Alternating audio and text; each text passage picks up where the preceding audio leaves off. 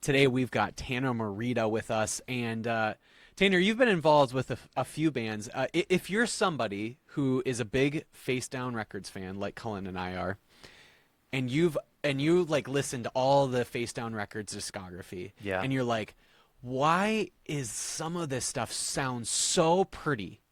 That's Tanner Morita right there. That's the reason why. It's the prettiest stuff you'll ever hear in your life, and it's the very reason why My Epic sounds like My Epic, and why A Hope for Home sounds like A Hope for Home. The reason you can't dance or mosh or it's not fun to watch. And the biggest buzzkill musically there ever was on Face Down Records. If you just want to think or get high, he's your man. He is your man. The amount of you make music that people should study exams for. That's the kind of music you make. Or love to. Or love. Yeah. It's maybe music you should have in the background while you're studying for your exam. But yeah. Yeah. If anybody's gonna make love to any of music, I'm honored, but I wouldn't advise it. I guess I don't know. Yeah. But has anyone ever told you that they've made love to any of your music? I'm assuming that it's happened. I'm hoping that it's some of the like very acousticy My Epic broken voice. There was that cover, the like hymnal cover on like broken voice. Making love to him doxology. sounds like a terrible idea. That sounds blasphemous. I don't know. It sounds holy, is what it does. I'll say this though. I've gotten a professional massage with Hope for Home playing in the background. Oh, okay. There was this massage. Where is this going? There's this We're massage so therapist. close. This is not a Robert Kraft story. So in my hometown, there was this massage therapist who rented out part of my parents' restaurant, like kind of like a side building. Her name was Anna Garza, and she was a big like Christian alternative music fan. So she would like play Emery and stuff like that, like when you walked in, and then, oftentimes a little bit of Hope for Home would be playing in the background while you were, having all of the knots pulled out of you. So good times. Wild, Yeah, amazing. it's one of my favorite stories about Hope for Home. It is a great story, just in general. Clearly, the probably the closest that anybody's ever listened to A Hope for Home while having sex. Probably That's the closest. Maybe. Yeah. So, wow. Good times. Well, good to know. Well, Tanner, again, obviously, we're big fans of both A Hope for Home and My Epic. Thanks, guys. These are That's two awesome. bands that, truly, like, we've been listening to you guys for 15 years. I mean, I literally have, it's hard to kind of show, I literally have an A Hope for Home Oh my tattoo. God. Yeah. Yeah, the So, In Abstraction. Yeah. Sign. Yeah, I know. Like, seriously, In Abstraction's probably a top 5 album of all time for me. Like, That's truly, incredible. Oh my I'm a God, huge that's so fan, cool. Huge fan, and so you've been a part of 2 projects that Cullen and I have loved for many, many years. Oh my God. And so thanks, we're guys. super stoked that you're even willing to talk about the band. So we're Of just really course. stoked. Yeah. Thanks for having me. That's so awesome. I'm so Yeah. humbled. Did you also So- fill in with hands a few times? No. I can take credit for that, but no. So Mason and I saw you at a festival, and I could have swore that you were. No, that was Our with My drummer, Epic. our drummer filled in for Hands for a little bit because we were on tour with them, and what happened? Oh my gosh, their current or their drummer, was it Josh? Josh he had some weird injury. I think he was sitting on a donut drumming every night, and then that just like, I have to go home. so our drummer, that sounds intimate. yeah, and bad. our drummer filled in for a number of dates to finish out the rest of the tour. Sick. Gotcha. Yeah, I So, must have well- been conflating that in my mind that you were helping out with hands. But we did see you with My Epic back in what was it, 2012, Mason? That was 2011 or 2012 at Sunshine, and so that's Oh, actually yeah, a good amazing. point. Maybe that's where we lead in here. So to me, this is always kind of a fun thing that whenever this does come up on the podcast, where we interview lots of different musicians. In some cases, some of these musicians we have actually spoken to, hung out with before, and more than likely, knowing just the nature of being a musician and you're meeting so many different kinds of people, you just totally forget who you've all met. And this is probably one of those cases. So Tanner, we have actually spoken to you before, but like literally like 13 years ago. But yeah, we were at again, I don't remember, it was either 2011 or 2012 Sunshine. And I remember, I think it was maybe after the My Epic set, we went up and, you know, knowing that you were involved with A Hope for Home, I maybe it was me or maybe it was you, Cullen. I don't remember who asked this question. But I remember asking something about like, you know, what's like an album or what's a band that you like listen to a lot that like, you know, has like kind of shaped the way that you make music. And I still remember you talking all about This Will Destroy You, which is one of Cullen and I's favorite bands of all time. Yeah. Too. Yeah. And so anyway, I remember that conversation. I still think about that conversation all the time because I also have a This Will Destroy You tattoo as well. So I love This Will Destroy You. So anyway, I just remember you talking a little bit about how much you love This Will Destroy You. I think it was like so rare to be linking up with people at some of these festivals that were like, oh, I'm also into like post-rock, experimental, noisescape type bands. That was just such a rarity. Yeah. When, you know, you're playing in bands that are like, I mean, Hope for Home and My Epic both have elements of these like ambient, shoegazy, post-rocky type elements. Hope for Home adopted more a little bit later on, but if you're like an earlier fan of A Hope for Home, that was like more in the pocket of like post-hardcore, Under Oath, Thrice kind of Totally realm. Then and we had a lot of fans from that era, so meeting people that got the kind of like what we were trying to do and what we were trying to push forward, and these elements that we're drawing from that were not just from that specific world, it was like, oh, you guys get it. Thank you. Thank you for being here. Oh my God. like I get It's so nice that to play probably music for people like this.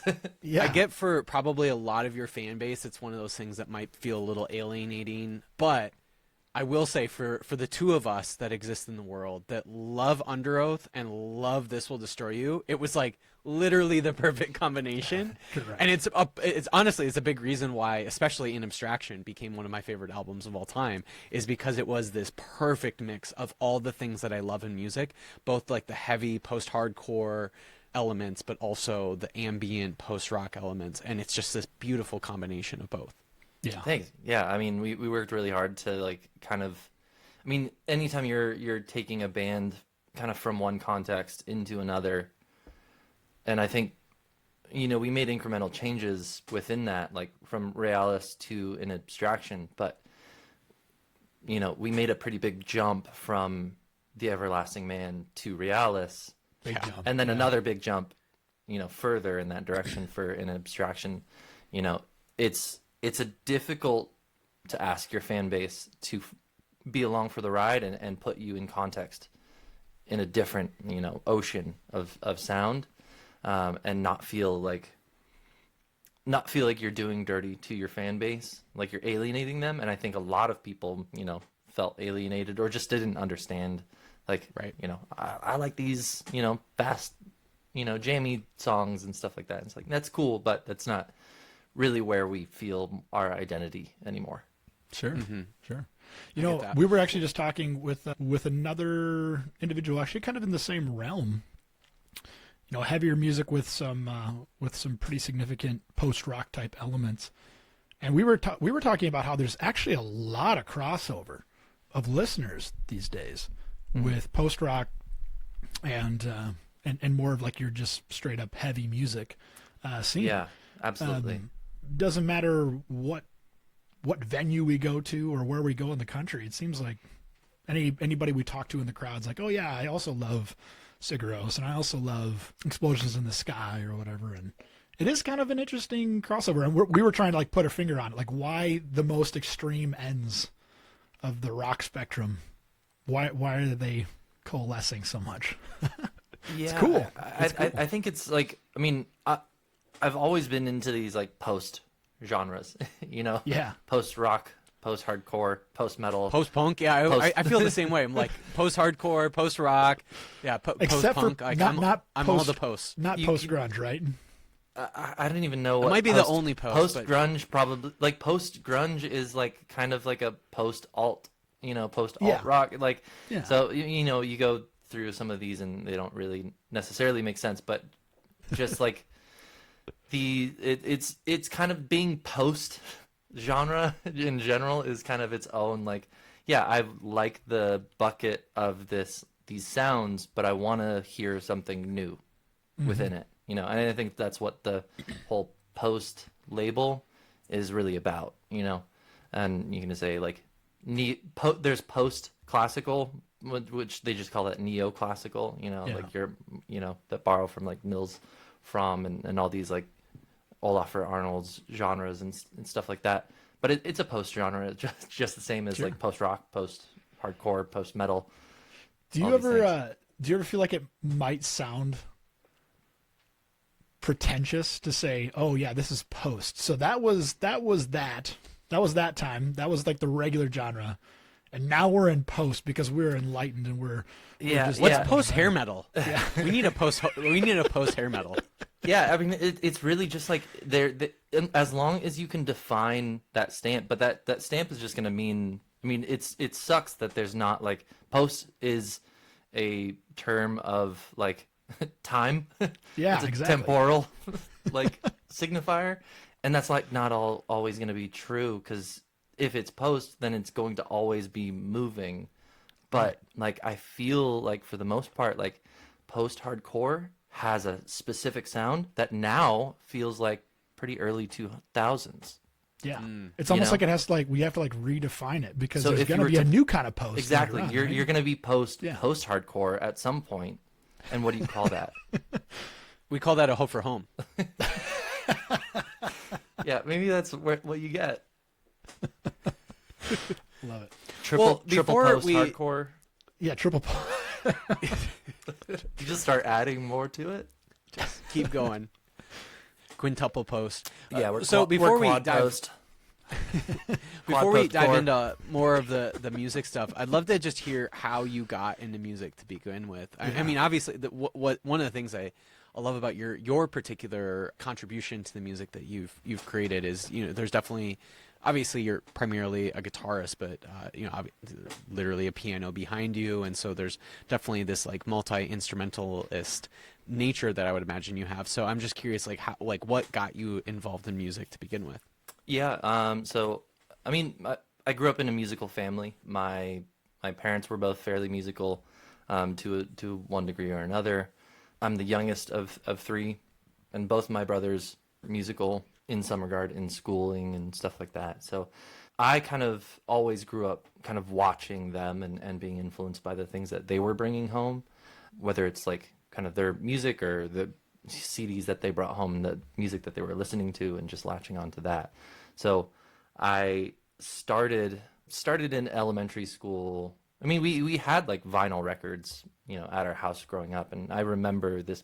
We had like a one of those classic huge sound systems, like the old school analog sound systems in our basement, and my family would be watching TV, and I'd put on a record and plug in the like huge bucket headphones and just like mess around with stuff and just listen.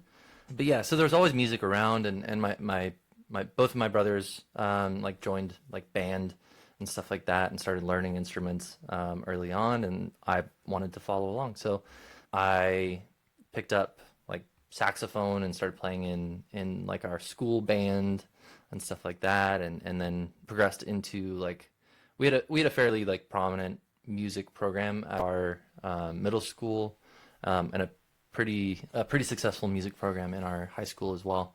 So I kind of followed the route there, playing saxophone in the classical bands and stuff like that, but then also mainly as an avenue to be able to like play in the jazz ensembles, which was happening all before school, your zero periods or whatever. So you have to be there at 6 a.m. to be able to play in the jazz bands and stuff. So I played saxophone all growing up throughout high school and middle school, jazz, classical, all that sort of stuff. All the while kind of getting influenced with CDs that my brothers would bring home, and the music that like them and their group of friends were listening to, and just exploring stuff at that point. And Eventually picked up guitar in early middle school. I think it was like 10 or 11 when I got my first guitar, started playing. Sure. And then, Was it a first act? it was a Washburn. Oh, jeez. It was pretty tight. It's pretty tight. Yeah. How does Nate feel roller. about that? How does Nate feel about, that I had a Washburn? That you played a Washburn to start with. I don't know if I've told him. I need to Does thank Nate him. play a Washburn? I need to He thank should. him for my first guitar. Yeah, so I mean, I played guitar at that point, and then at some point in high school, I just like lost the like motivation for all school stuff at a certain point. Like I just knew I was like I'm in music, like I'm here for music, and I'm playing like music, and I committed to school because I needed to commit to like jazz, or I needed to commit to school so like I could play in the jazz band.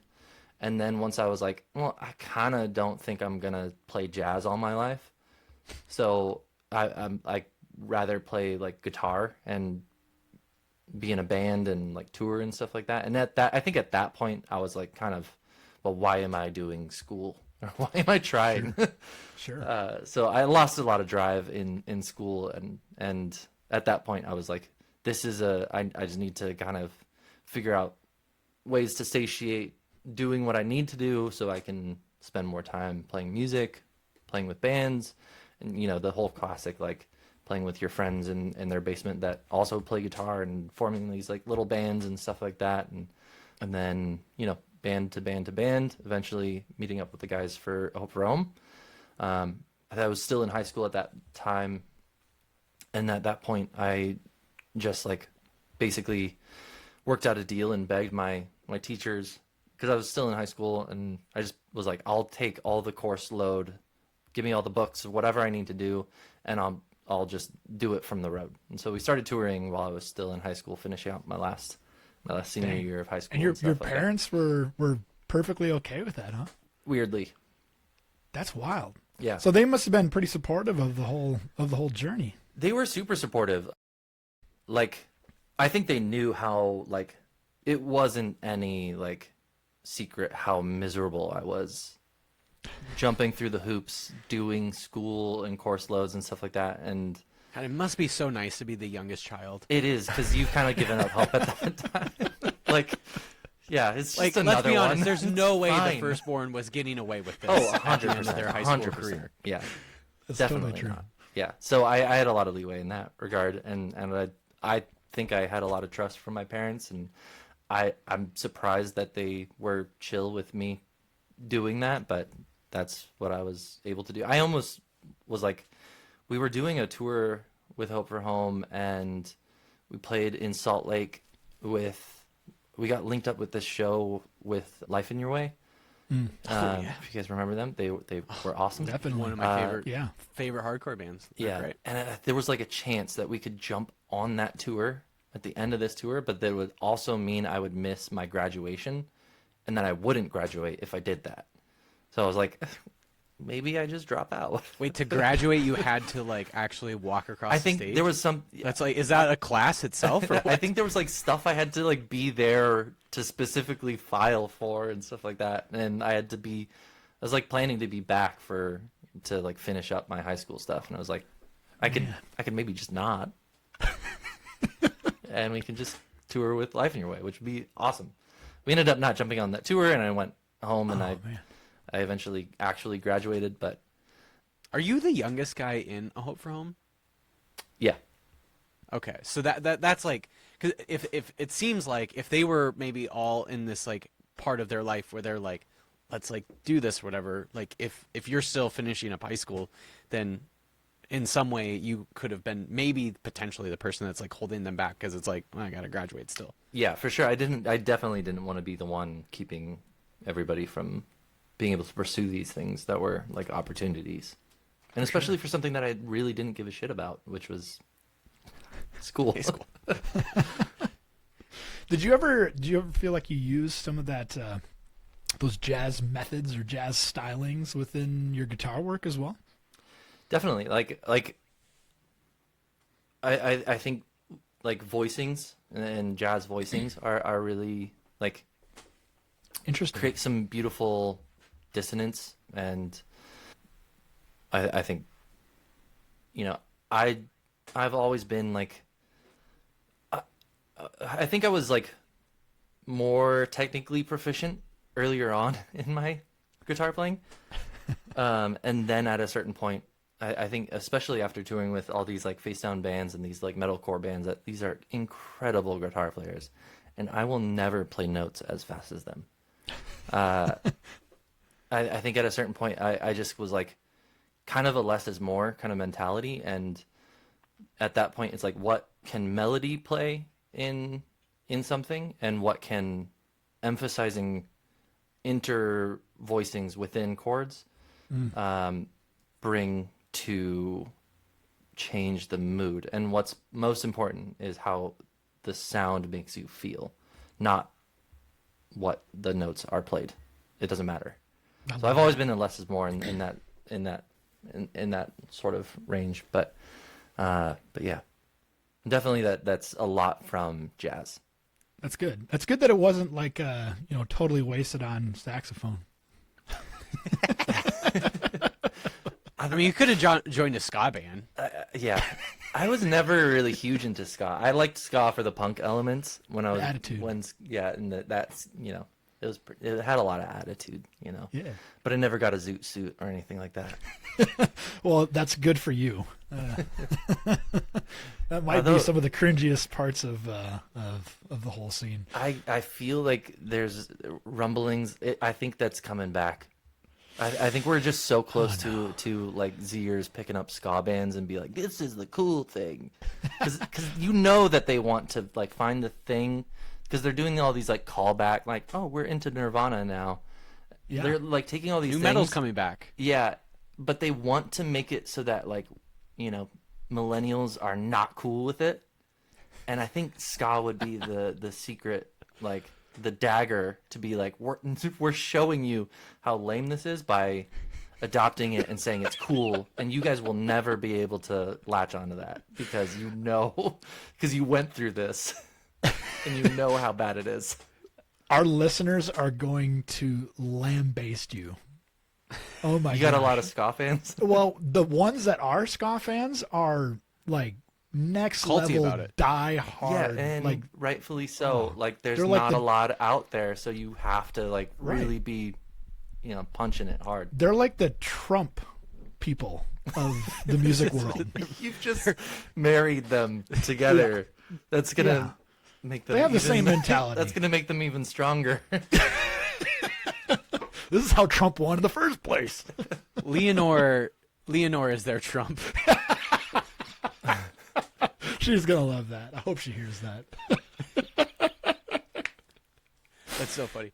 I have thought about, okay, so obviously like ska, super 90s, and we still haven't quite seen like quite the like, obviously there's probably like a fourth way ska or whatever, but it's probably lesser Post-ska? known than maybe it's post ska. Maybe we call it post ska.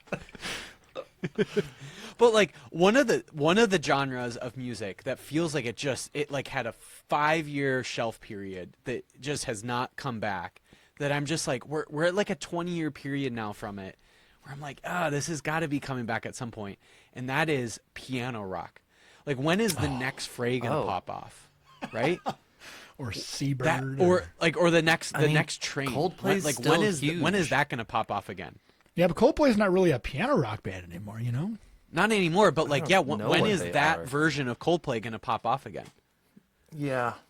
Like, a good somebody's got to like recreate that, because there was a point where piano was seen as like, it's kind of like an Elton John, like old school kind of thing, but then there was this whole wave of artists that were like bringing this back into the forefront of rock music. Yeah. That made it cool again. See, I was And hoping so that I'm you kind were of wondering, going like, on, we like, got to be getting close to that again. I was hoping that you were going in the route of like, where are we gonna get the next Billy Joel? I think we're past that. I hope we get another Billy Joel. That'd be awesome. I mean, I'd love that, but I think we're at like that 20-year period of when when during the heyday of piano rock. You know, I remember all these big piano, like even the Christian ones, like the Rocket Summer. That was a big one. Yeah. Trying to Seabird, you remember Seabird? Yeah, Yeah, I remember Seabird. Seabird. Until June, they had a huge hit out in like Yeah. Europe or something. So there was all these like piano rock bands that Abandoned Waking Kansas, kind Ashland, of. They had we've a lot of Waking albums. Ashland on.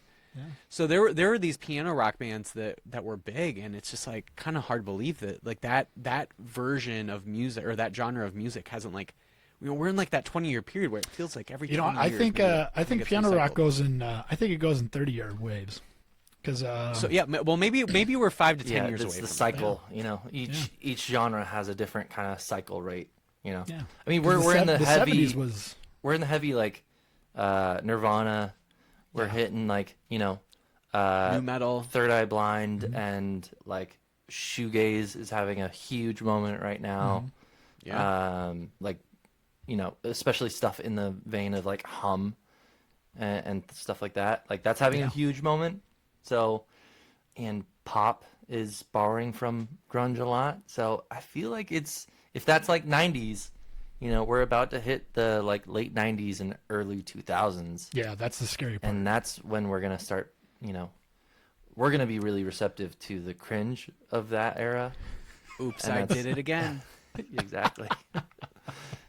Yeah. Yeah, that's So- a good point. So we were kind of talking about this earlier. Love to kind of dive more into it then. And we don't really necessarily, I think, need to go like album by album with A Hope for Home. But we were discussing earlier about how there was kind of a sound change, especially from and why am I blanking on the album right before Realis? Why am I blanking on that name right now? Everlasting Man. Everlasting Man, that's Yeah. right. So there was certainly a sound change from Everlasting Man to Realis, and then certainly from Realis to In Abstraction. And I've wondered this just generally for bands that try their best to have some sort of sound change album to album. And there must be some sort of balancing act of from the band's perspective, they want to push boundaries around this is the sound that we want to create, but there also must be a balance around, okay, this is the sound that our fans expect, and if we go too far off the deep end, we're going to totally alienate all that fan base, and now we're an entirely new band. But also, I think good bands like A Hope for Home want to push their sound more too. And so there is this balancing act of like album to album trying to figure out, okay, how much can we push our sound to something new, but not alienate our fan base? And I think Under Oath has done this really well. I especially My remember Epic, going from My Epic has done it just about My as Epic good has as done this- anyone as well. So My Epic certainly has done this well. You've talked a little bit about Thrice, Tanner. I think Thrice has done this really well. Yeah. Under Oath has done this really well, especially Under Oath from like Chasing Safety, where it's super emo, to like basically To Find the Great Line being essentially a hardcore Yeah, album. for sure. Like they navigated that well, but in a way that still resonated with fans. So I'm just curious, like as a band, whether you think you did that successful or you're not, like as a band, that must be a conversation you're having with each other of how do we balance this well? Yeah, I mean, part of the major sound change for A Hope for Home was talking about these like identity crisis kind of moments that we had about like what kind of band are we? Because if we're gonna be an Under Oath cover band, we're like all of us are out. Nobody here wants this. And I think we specifically had like, and not to dog on our drummer for like, you know, what he did. He's an incredible drummer, but he had a certain style that was like his pocket was very different than the pocket that we were trying to move to, what we were influenced by and what we were trying to move toward. So ended up we found a new drummer. We moved on from the drummer that we had to a new drummer, and that tone change allowed us to make that jump, but also it changed. These were two very, very stylistically different drummers, and I think neither of those drummers could replicate the style of the other drummer. Like if we wanted to play old A Hope for Home songs, it would it would kind of not work. And if we wanted to play new Hope for Home songs with the old drummer, it would also not work because there's so much feel involved in both of those, and texture that was just inherent in that style. So, and that sets the pace for a lot of your music. So for A Hope for Home, part of that was like when we lost that drummer and found a new drummer, there was a necessary like identity change because of the style of our new drummer, which we wanted to embrace at that point and go further. But I think that was like, so it's like kind of a pragmatic move in one way, but it was also like it unlocked a lot of stuff for us that like we were wanting to kind of let happen anyways. And I don't know that we necessarily had a whole lot of let's say like motivation to like honor where we came from in that regard. Like I think if you overproduce your own creative output, you're going to be lost because your identity is your identity. And I've made a lot of music over my years, and you know, with Over Home, with my Epic, with other projects, with my own stuff, doing like, you know, solo work. I've done music for like film and stuff like that from here and there.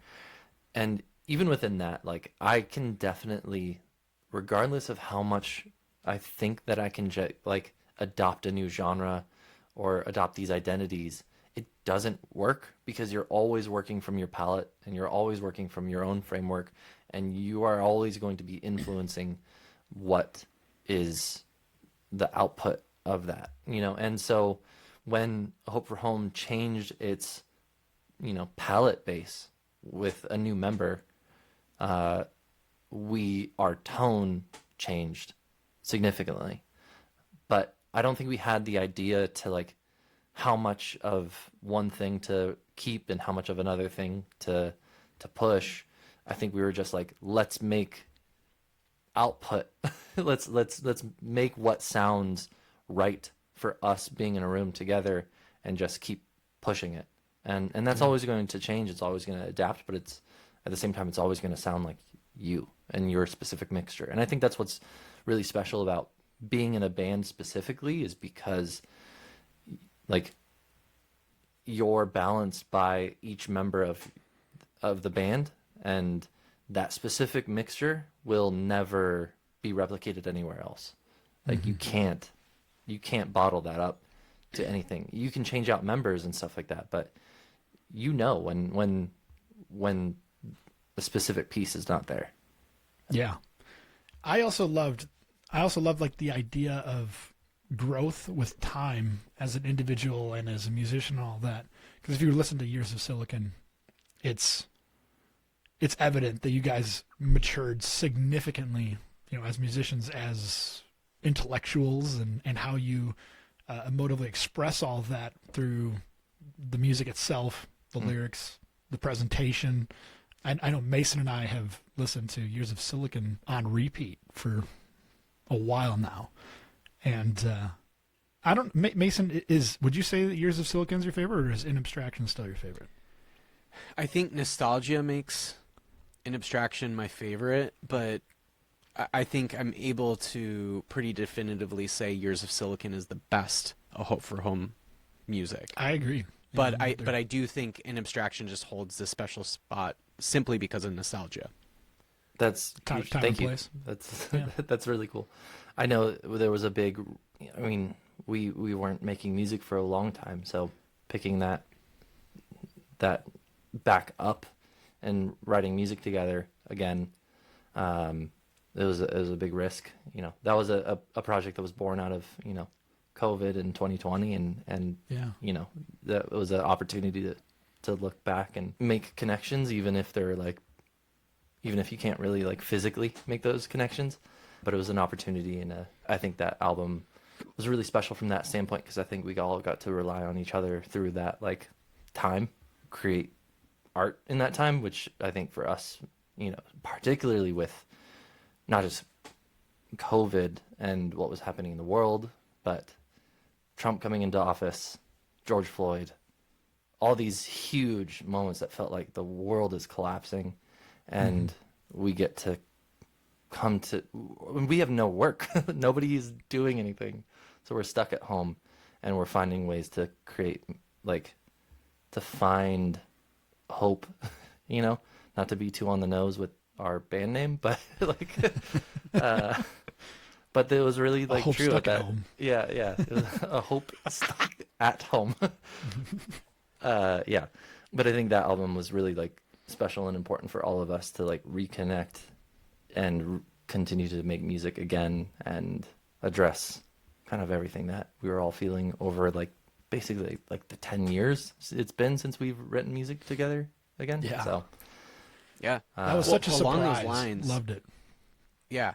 Well, along those lines too, with that kind of 10-year gap, or over 10 years even, I remember asking Matthew this when we last chatted with him, and maybe this question probably makes more sense to ask Matthew than you, just because obviously you have, you know, even after In Abstraction, you had been doing work with My Epic, and so it's not as if you have been totally out of the loop of recording music and whatnot. But from 2011 or whenever you all recorded In Abstraction to the time that you start recording Years of Silicon, like, I mean, it's almost a 10-year gap. And there's a lot, just from a recording standpoint, of so much that has changed. I mean, you guys literally got to a point where, you know, in 2011, I don't think you all could have foresaw a time where you all could have recorded your own instruments in your own room thousands of miles away and make an album together that sounds awesome. Like, and here we are 10 years later, and you all are able to do that. And like, there's just something from like a technological standpoint that allows you to, just from a recording part, like, you're just able to make something so much different than 2011 would have allowed you to do. So I'm just curious for you, like, what do you think over those like 10 years that has allowed you to just like do something that's way different in terms of recording and writing music with people that, yeah, could be a long ways away from each other, and you're just all in your separate homes? Yeah. I don't know. I mean, there's like 10 years of technology is like a big thing at play. Like, we're all here on like studio microphones plugged into like, you know, interfaces and with like, you know, whatever modeled preamps and stuff like that. And it's like crazy that we can, it's so accessible to make stuff that sounds pretty good. And, you know, convolution technology and amp modeling and preamp modeling and, you know, analog gear modeling and all this sort of stuff. Like, it's come so far. Like, it's crazy what you can do now. And you'd be surprised how much music, film scores, like, you know, orchestral arrangements that you hear in, you know, big box office movies that are like, it's all made in a computer, you know, because the technology is that far and it's that much easier. And it's like, I don't have access to like, you know, every amp I could ever dream of at my fingertips, but I do because of technology. So Yeah. I can just download a, like, you know, Fender Tweed amp if that's what it needs at the moment, or I can download a, you know, AC30 amp and plug directly in and stuff like that, and it sounds really good.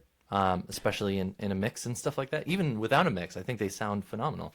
You know, there's something about being in a room with a live amp and all these things and being able to tweak knobs and push buttons and feel the air pressure kind of coming at you. There's something that you can't replicate in that regard, but how much of that is literally the sound and how much of it is the energy of that, you know, and that's hard to replicate, which I think is why, you know, live shows and experiencing art, you know, physically is really important. For sure. Because it's so easy to stay stuck in a digital world, but the like technology is undeniable. Like, this wouldn't happen like without, and we've gotten a lot of experience with recording with Matt Goldman. Nate is a insane recorder, like producer and stuff like that. So I learned so much just like being in a band with him being able to talk music and production and stuff like that, and being able to record, at these studios where the Hope for Home recorded, like the Red Room and stuff like that.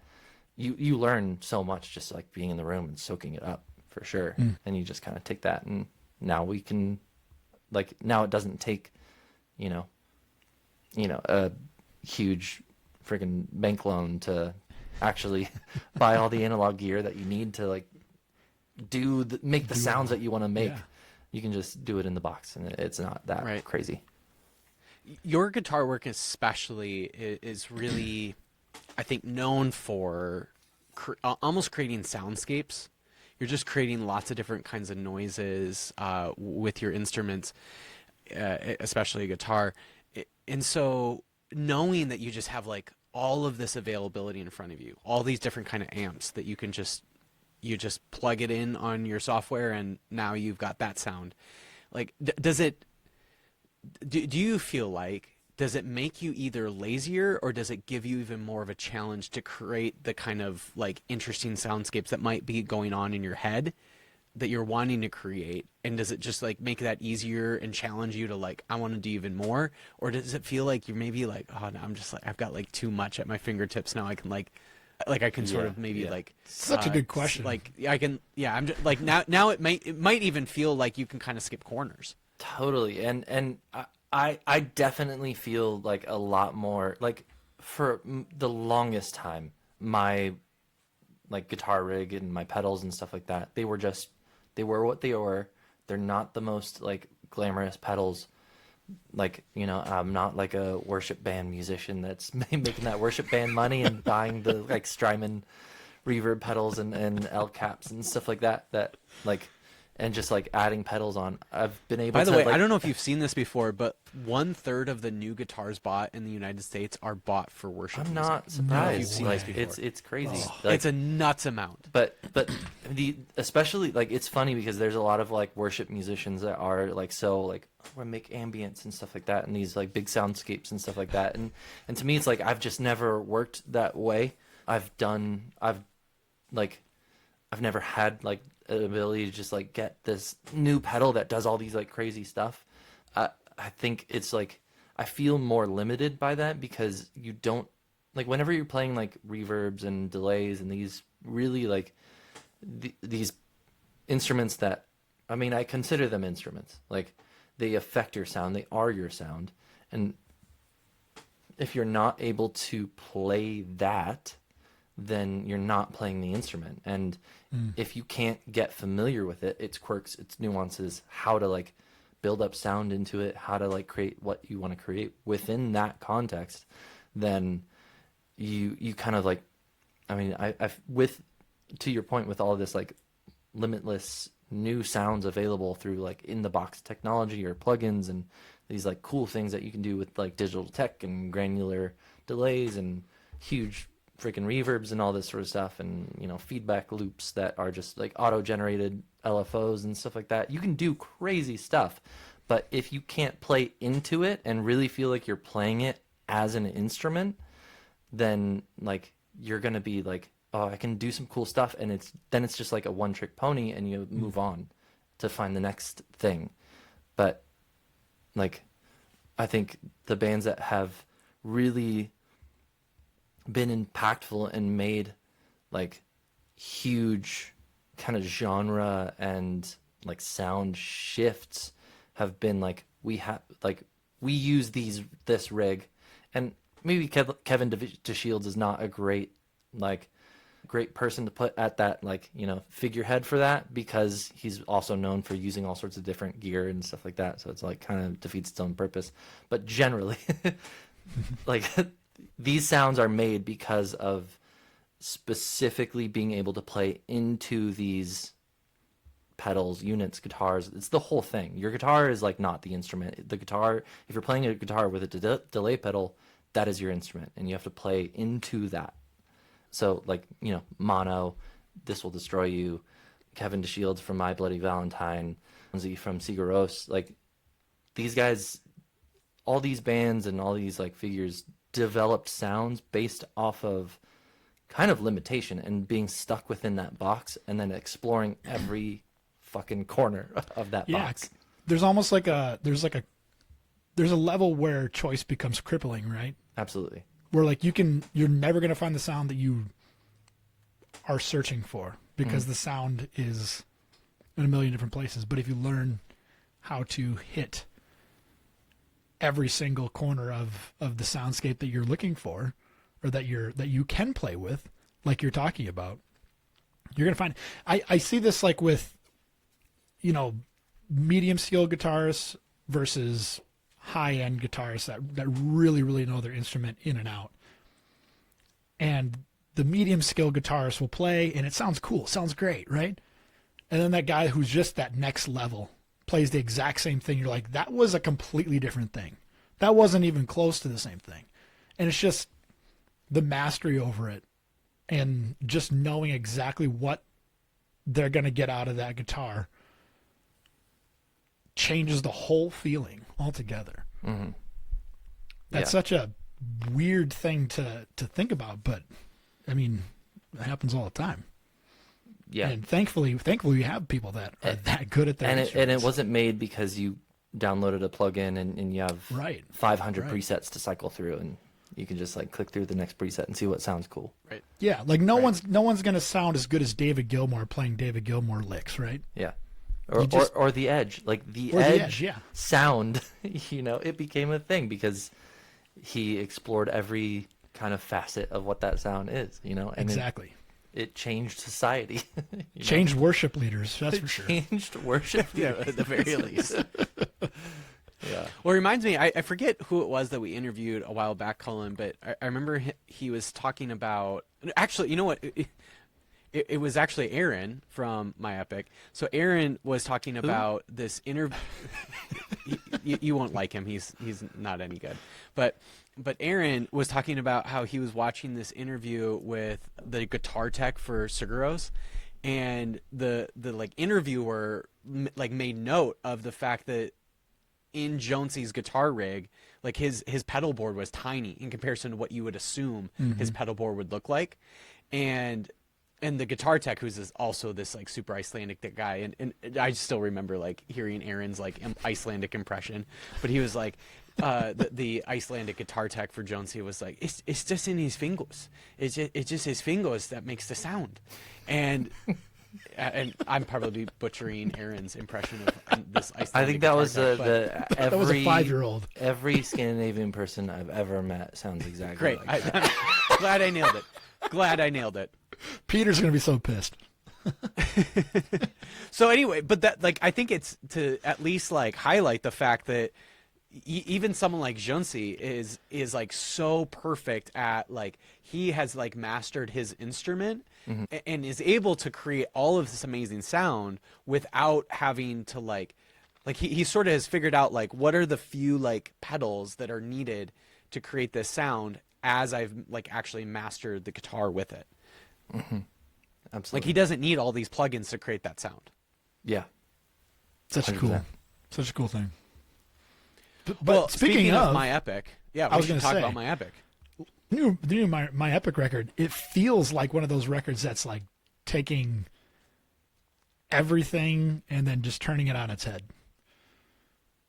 It's very, very experimental, I would almost say.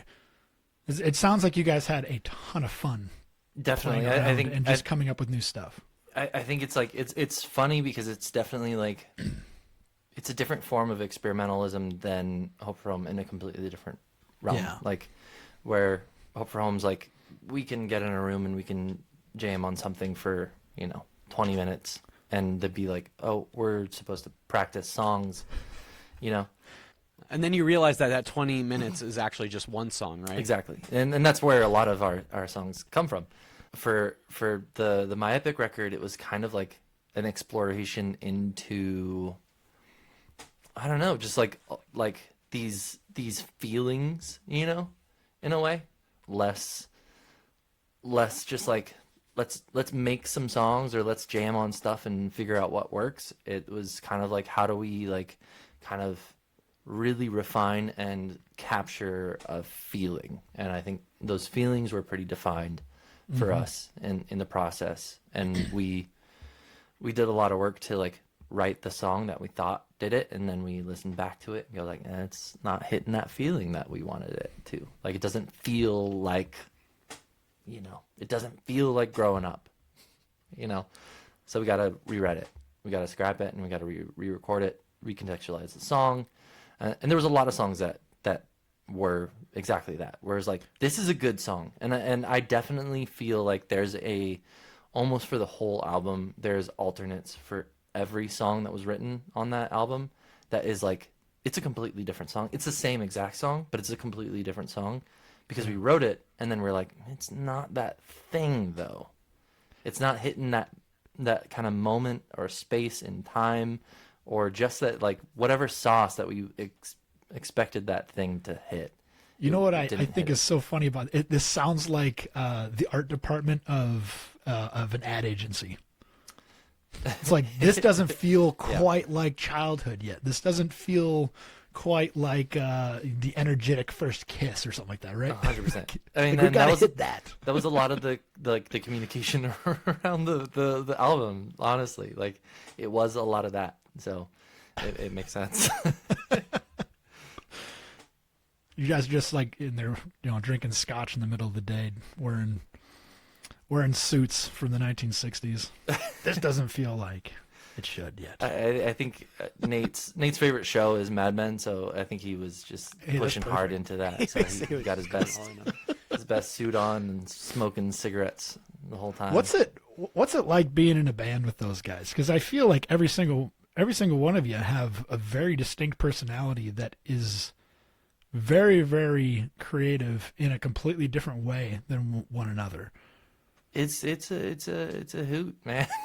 I don't know what to say. It sounds like it would be, yeah. It is great. Like, those are my best friends, and it's being able to like kind of push and pull on them and be like, like when you're so close with somebody, you go like, I know all that dude's like, I know where he's gonna go with everything. Yeah. Like, I know when like somebody says something that's going to spark an Aaron story, and he's got like, a couple in the queue, and like, oh, okay, he's gonna do the tour story from this time or whatever. And I'd be like, sweet, cool, zone out, come back in when I have like something to add to it or whatever.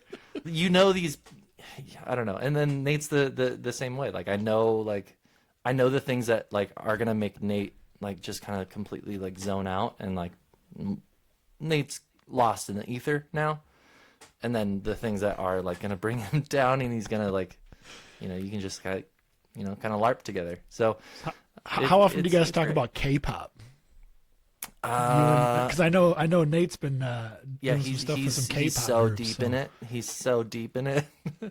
I had one of Nate's my good buddies as well, but Nate grew up with this guy, and good friend of ours, and also member of Author. You guys know Author? Trevor? Yeah, for sure. So Trevor, he came through on a K-pop tour, just like, was it like a week ago?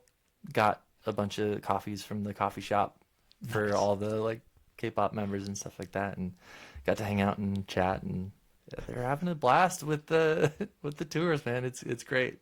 That is Super the wildest thing. He just looking at Nate, he's the last person I would imagine being involved in that world at all. I mean, Nate is a voyeur in that regard. Like, he's like, there's no discrimination on any singular genre, and it's like, all right, you want to go there? Let's go there. Let's go all the way in, and let's like figure out what's cool about it, like what's interesting about it, and we're gonna get there. That's so cool. And find all those things, Yeah. He's just down to clown. The way you talk about your relationship with Nate and Aaron, especially when it comes to recording and writing, sounds a lot like a married couple. Like, you just sort of know each other well enough to kind of either finish each other's sentences or know where each other's going to go with certain things. Mm-hmm. So I do think that begs the question, do you fight like a married couple too? Like, are you able to have disagreement with each other as a married couple? And if so, what does that look like? This kind of feels like a polyamorous relationship, though. I'm not gonna lie. There's more than one person married here. I think all of us are like we're conflict avoidant, Okay. So I think actually, I don't know if Aaron's like the most conflict avoidant, but I know that he knows that me and Nate both are.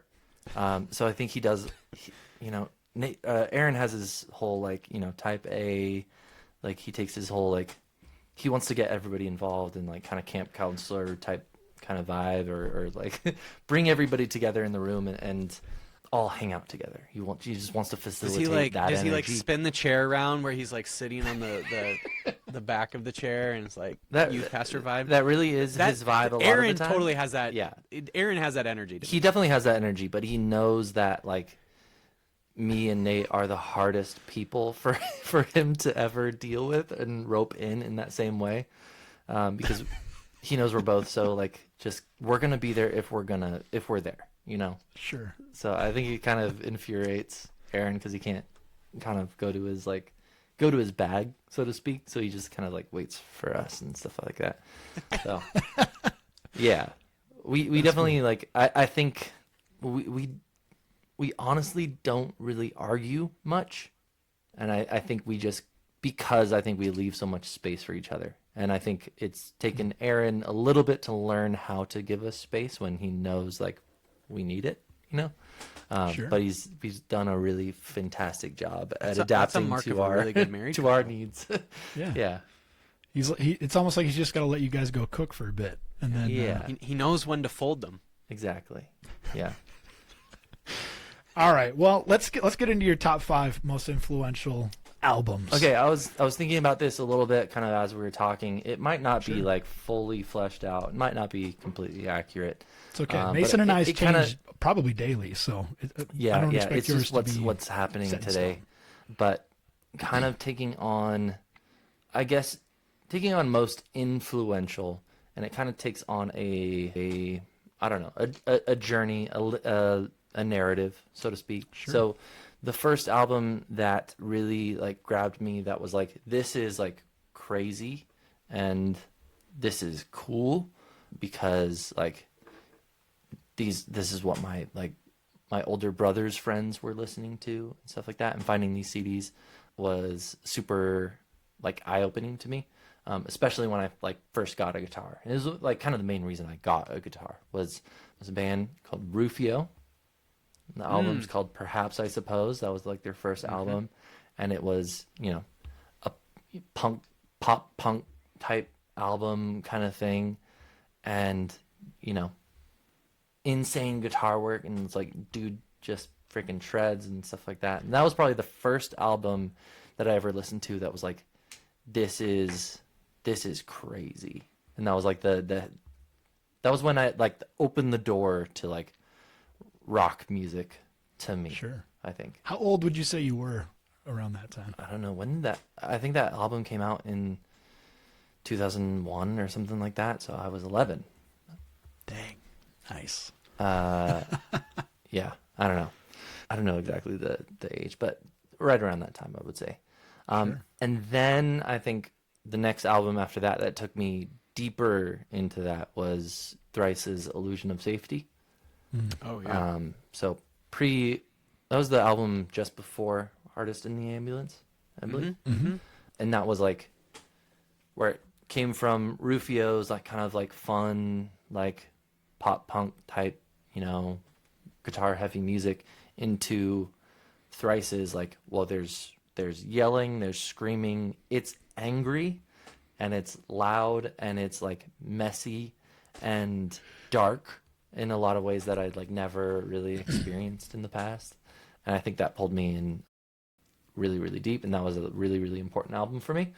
Can we also just say about that album, and well, maybe just Thrice in general? A few years ago they re-released, or they actually even re-recorded Artist in the Ambulance, and I know with like their more newer releases, Dustin isn't screaming as much, but his scream has gotten so much better.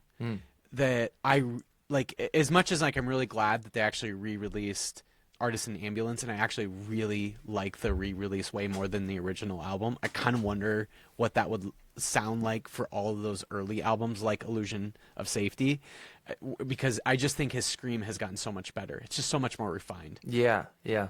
I mean, the whole band has like, I mean, they have so much experience in just like Yeah. kind of refining their sound and figure out what they are, and also just being able to do it. I think there's something to me that is like, I'm really endeared by bad screams, you know, like these like not refined, like you know, shred your throat guttural screams that are like, this happened once and then this guy couldn't talk for a week, you know. Did you ever listen to Tiny Moving Parts? I know the band, but I never listened to them. No. He's got that vibe too, for Yeah, sure. kind of like sort of like Touche Amore kind of style. Yeah, like totally. Yeah. Like it's not a good scream, but it is like guttural and it's Yeah. raw in a way. And it's addicting to listen to for some Well, reason. Aaron Weiss, I think on those early albums definitely. Yeah, Aaron Weiss is a totally, great for example sure. there. Yeah, Yeah, good call. absolutely. And then from there, I think the thing that started pulling me out of like hardcore, post-hardcore, this whole like kind of genre, I think once Sigur Ros's, I was torn between Sigur Rós Agata Spurgeon or their Untitled album. I'm gonna say their Untitled album just because there's a added layer to that of just experimentalism, soundscape, taking these instruments, you know, guitar, drums, bass, and then making Sigur Rós is just insanity, you know. And that was just like something that was like so different to me and super hugely influential on my kind of guitar playing and just how I thought about music and how to create songs and how to create emotion. That was huge. They're a band that, and maybe it's just because like I don't know that many bands in comparison to other people, but they're a band that when I think, and again, they're like one of my, probably my third favorite band of all time, second favorite band, somewhere up there.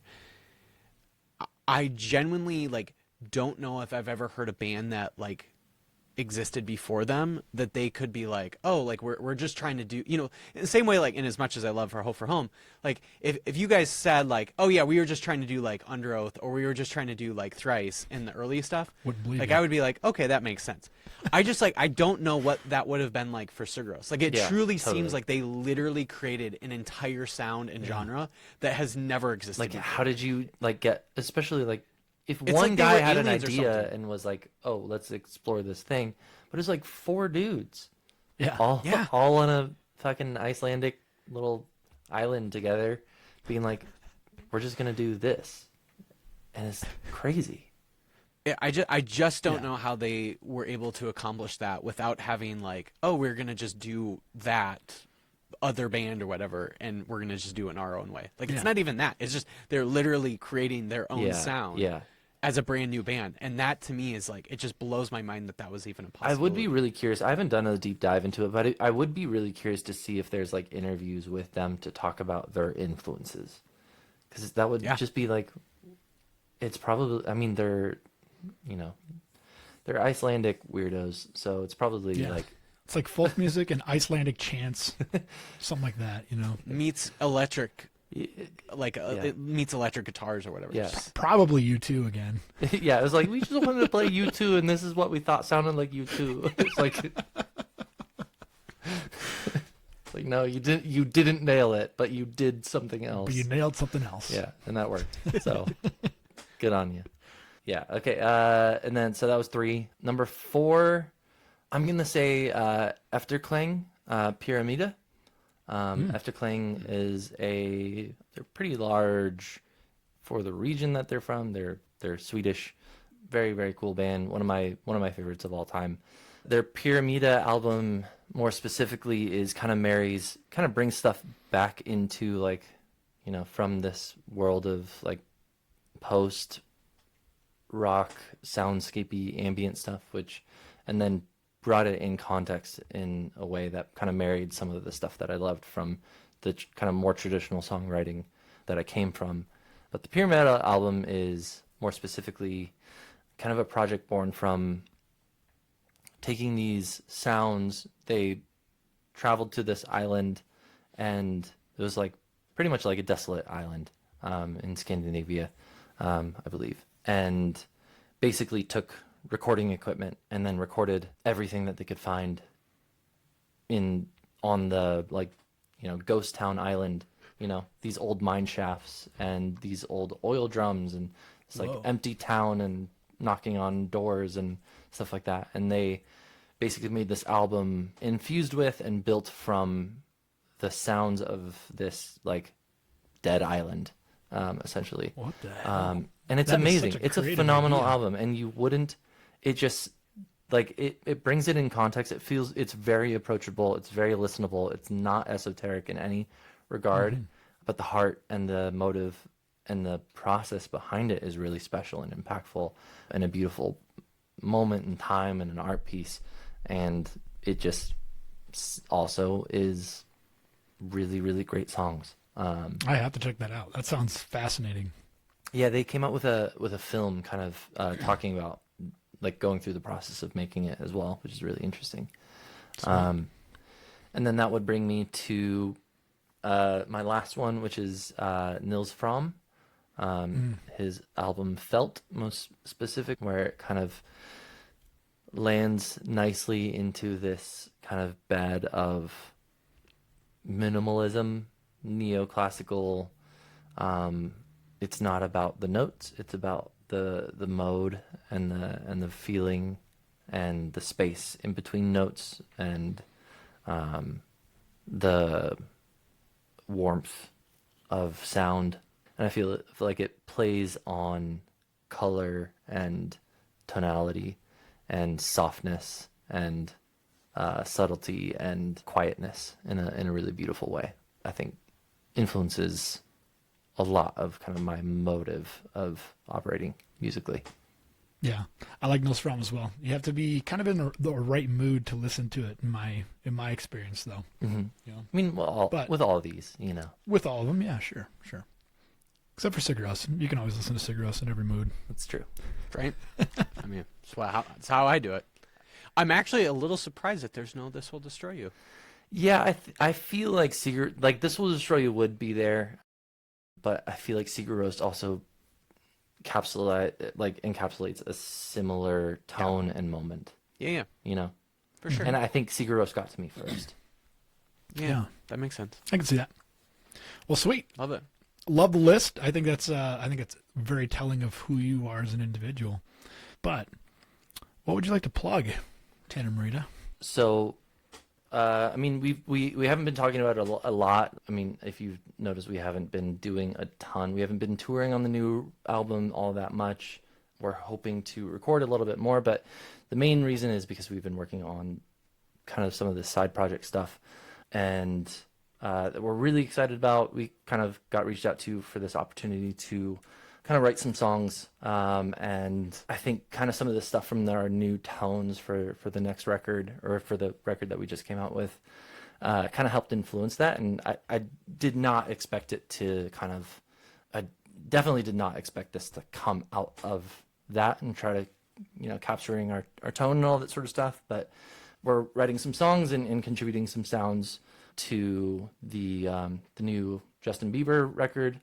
Whoa, dang. Yeah, I mean, we didn't expect this at all, you know? So we've been passing stuff back and forth and kind of contributing tones and sounds, and it's a whole weird thing because you have to work through the operations of that that specific way. It's just like a whole thing that we've never really dealt with in the past. Is it like bureaucratic? Is that what you're trying to get at? Exactly. Like there's kind of like a politics at play in that, and like how we contribute is very like unique in that, like, you know, you have to be really conscious about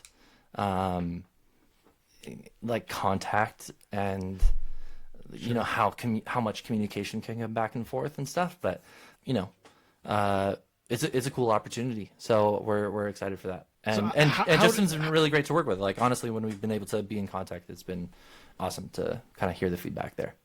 Yeah, what's he like? I mean, is he kind of like what like the media portrays, or is he like, you know, is he still like that kind of like disciple of the Hillsong world, or what's going on with Justin Bieber these days? Because I've always felt like the media gives him a bad portrayal, you know? I honestly, he's super collaborative. He's just like really curious and wants to like kind of like be additive to the process and be witnessing it in a great way. So it's been really cool to kind of see that. And obviously like the media has their own kind of interpretation of like what they want to like make him into. And the Hillsong thing, I think that was from, you know, a number of years back. So Sure. that like kind of tainted, just murked up the water and stuff like that. But he's really just been trying to like get back to roots in a way and trying to like make music that is like borrowing from these like tones and sounds and kind of doing some like really, really cool like progressive stuff. And yeah, really excited about it. Do you know how he came upon you? Like what was it that he's like, yeah, the guys from My Epic, or is this the Hope for Home guys? Which crew? Oh, this is My Epic. Okay, But I honestly don't know. I think he just like his people reached out to our people. I mean, have you seen his tattoos these days? He looks like somebody that listens to My Epic. He does. Oh, He 100%. Like you know, like you see him, like you know, he's depressed like the rest of us. yeah, and he probably went to a youth group up in Saskatchewan. you or know he's it. from, Like right? like I think Yeah. like he's built the same in a lot of ways, and Yeah. you know, a weird history of his own like kind of pathway to get here. You know, being child pop star and all that sort of stuff. But like Yeah. he listens to good music. You know, he's always going to be in that like kind of pop range just because that's the stratosphere that he like lives in. Sure. But he wants to put out good music, and we're stoked to do some sick shit with it. So you're saying you could be like a part of like the next like Despacito level kind of song? That'd be I sick, guess dude. that's the goal, I guess. But I mean, we have no idea what it's actually. Hopefully you guys signed a royalty deal of some sort. I mean, yeah, like there's like credits and stuff like that. They'll go like it's like weird back end stuff, you know. Sure. And it's Yeah, kind you're of not like in a charge sample, like Kanye samples, Drake samples, like Yeah. it's kind of a vein of that where it's like you're not the artist necessarily like making the music, but you're credited and sampled and then royalty, whatever. I don't know. So we'll see what happens with it. Sure. Well, dude, awesome. what an exciting thing. I can't believe that's not like bigger news. I suppose you haven't like released this yet, or is this like a premiere? Well, here it's for like your it's company? all in process. Okay. So All right. Do we need to like wait to put this out before we can? I I honestly have no idea. So we're just gonna let her buck. I like it. It's I'm fine. about it. You guys, your podcast isn't big enough to affect it. That is true. Put us on the map. There are a lot of people out there that that they're like, oh, I can't say that quite yet or whatever. I'm like, you're really underestimating how big Overestimating. Yeah. or overestimating how big our podcast is. I won't. Perfect. You've been in a Hope for Home long enough to know you don't have to be. You don't have to. So, well, Tanner, thank you so much for chatting. Again, both A Hope for Home, My Epics, one of our favorite two bands in Cullen and I's lives for the last 15 years. So thank you so much for chatting more about them. And yeah, we're excited. I would imagine A Hope for Home at some point there'll be something new. Who knows how long that will take? Maybe another 10 years. Probably not. And then 12 years, obviously, 20 years. yeah, you never know. But and then it sounds like My Epic stuff is kind of chugging along as well. So we're excited for whatever will come out in the next number of years. So thanks so much for chatting. Yeah, of course. Yeah, thanks for having me on.